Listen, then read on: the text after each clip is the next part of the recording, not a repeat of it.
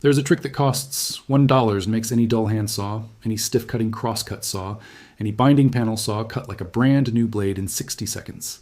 Not sharpens the teeth, not requires a diamond file, not needs any specialized equipment or skill. Restores the single most critical performance characteristic that any saw blade possesses. The characteristic that determines 80% of how well the blade cuts. The characteristic that disappears years before the teeth become dull enough to need resharpening. And the characteristic that the tool industry stopped teaching people how to restore the moment it realized that the knowledge was keeping perfectly serviceable blades out of the replacement bin.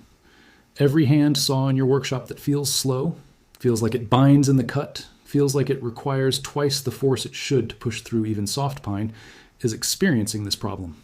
Not dull teeth, the wrong geometry. The geometry that determines whether the blade glides through wood or grips and drags in the kerf. Restoring it takes 60 seconds. It costs nothing if you have a pair of pliers, less than $1 if you need a purpose-built tool.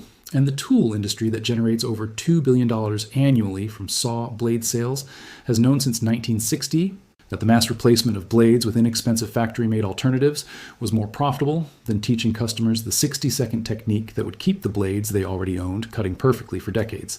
The technique is called setting the teeth. The tool is called a saw set. The knowledge was in every woodworking manual published in America and England from the 1850s through the 1950s, and was quietly dropped from every tool use guide, every woodworking curriculum, and every hardware store recommendation the moment the disposable blade economy made its elimination profitable. This is the story of the geometry that makes any saw cut, and the 60-second technique for restoring it that the saw industry buried the moment it realized what teaching it would do to blade replacement revenue. Welcome to Forbidden Camping. Subscribe and hit the bell right now. This channel opens the vaults they spent decades locking. Now let me take you back to where this all begins. Let me take you back approximately 300 years to the tool-making tradition of Sheffield, England, the city that was the center of British cutlery and tool manufacture from the 17th century onward. Sheffield toolmakers who produced handsaws for the British market understood the geometry of saw performance with a precision that most modern woodworkers have never been taught. A sawtooth cuts wood through two simultaneous actions. The tip of the tooth scribes a line in the wood fibers, and the face of the tooth removes the material between the scribed lines. For this process to work without the blade binding in the cut, the teeth must be bent alternately left and right of the blade plate so that the kerf, the slot cut by the saw, is slightly wider than the blade plate itself. This alternating left-right tooth geometry is called the set of the saw. Without adequate set, the blade plate contacts the wood on both sides of the kerf and friction brings the cut to a halt.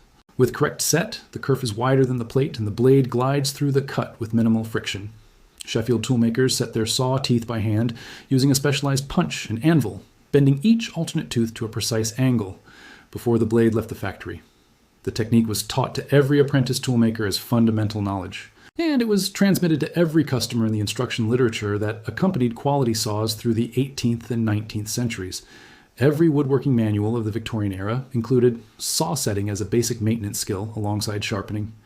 Every hardware store that sold saws also sold the simple tool required to restore the set when it was lost, through use and previous sharpening. Let me take you to 1960. The industrial era has made mass-produced tool steel cheap enough that a full-sized cross-cut saw blade can be manufactured, and sold at retail for less than the cost of having a blade professionally resharpened and reset. The economics of disposability have arrived in the tool market. Saw manufacturers begin advertising their products as hard-point saws, with teeth hardened to the point where they resist wear longer than conventional saw teeth, but cannot be resharpened or reset by hand because the tooth hardness exceeds what hand tools can work. The hard-point saw is technically a performance improvement. The teeth stay sharp longer, but it is also, by design, a non-maintainable product. When a hard-point saw dulls, it goes in the trash and is replaced. The accompanying shift in consumer education is deliberate and systematic.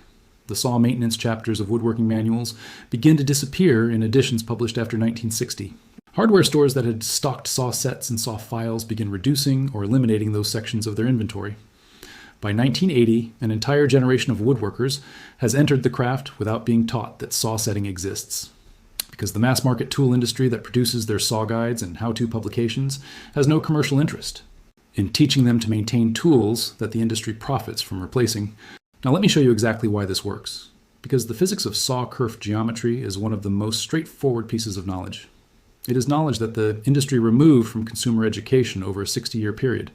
A handsaw blade is a flat plate of steel. The blade has teeth formed along one edge. The steel plate has a specific thickness, typically between 0.17 and 1.0 millimeters for a standard saw. If the teeth were bent at 0 degrees relative to the plate, the kerf they cut would be exactly the same width as the plate.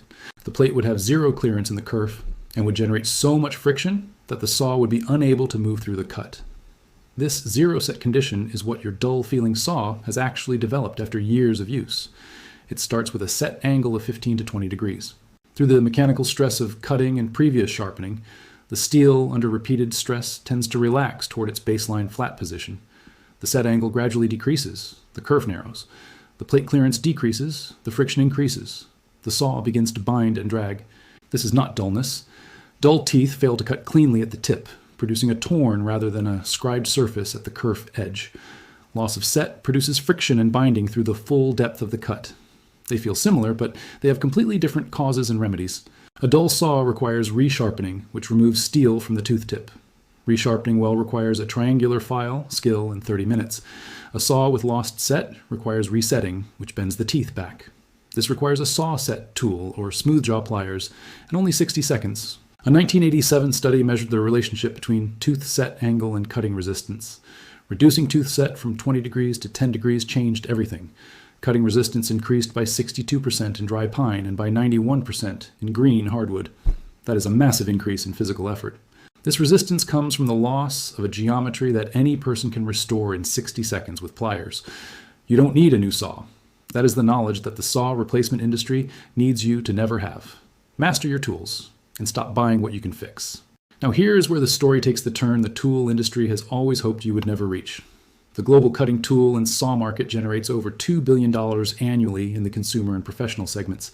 Handsaw replacement, driven by blades that feel dull but are actually only experiencing lost set, contributes significantly to this volume. Every dollar of replacement revenue depends on one manufactured belief: that a saw that cuts poorly needs to be replaced rather than maintained. The economics of the disposable saw are engineered at multiple levels. First, the material choice. Hardpoint saws with teeth hardened beyond hand maintenance capability eliminate resharpening as a consumer option. Once the maintenance pathway for tooth sharpness is closed, the maintenance pathway for tooth set becomes invisible by association. If you cannot sharpen it, why would you know to set it? Second, the price point. A replacement hand saw costs $15 to $30 at any hardware store. The price makes replacement feel rational compared to maintenance, especially if you do not know that maintenance takes only 60 seconds. Third, the retail environment. Hardware stores stock replacement saws at the front, but keep saw sets in the obscure maintenance section. The average shopper never reaches these tools because the new saw is right there at the door.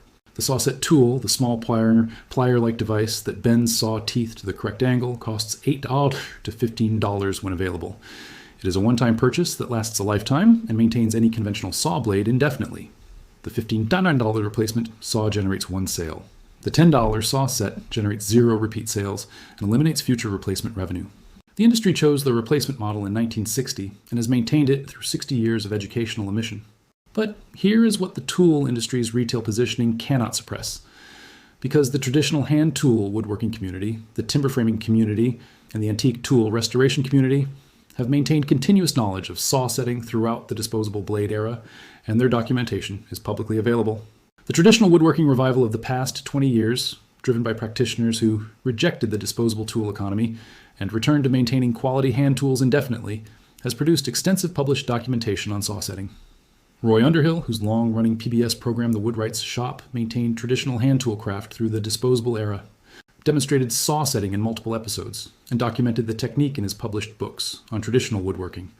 Paul Sellers, a British woodworking craftsman with a substantial online following, has published detailed saw setting guides, demonstrating that any saw set tool or smooth jaw pliers can restore a neglected saw blade to optimum cutting performance in under 2 minutes. His documented before and after cutting tests show the transformation from binding difficult cut to smooth, effortless glide clearly enough that any viewer can understand why the technique was suppressed. A furniture maker in Vermont documented a saw restoration project in 2019 in which a 19th century hand saw found at an estate sale, ignored by others because it cut poorly, was restored to perfect cutting condition in 4 minutes of setting and 5 minutes of light filing. The saw, once restored, outcut every modern handsaw in his workshop. He paid $3 for it. He spent $0 on the restoration beyond his existing saw set and saw file. The antique tool community has documented this pattern consistently. The old saws that feel like they cut poorly almost always respond to setting. rather than replacement because they were made from better steel than modern production saws and have decades of useful life remaining once their geometry is restored. Here's exactly what to do. The complete saw restoration protocol has 2 steps. Step 1 restores set. Step 2, which is optional for saws with adequate tooth sharpness, restores sharpness. Most saws that feel dull need only step 1. Here's what you need. For step 1, you need either a dedicated saw set tool or smooth jaw pliers with a stop mechanism. A dedicated saw set tool, the most precise option, costs $8 to $15 and adjusts to different tooth sizes. If you do not have a saw set tool, smooth jaw pliers can be used to bend each tooth individually to the correct angle. Here's the step 1 process. Clamp the saw in a vise or between 2 boards to hold it steady.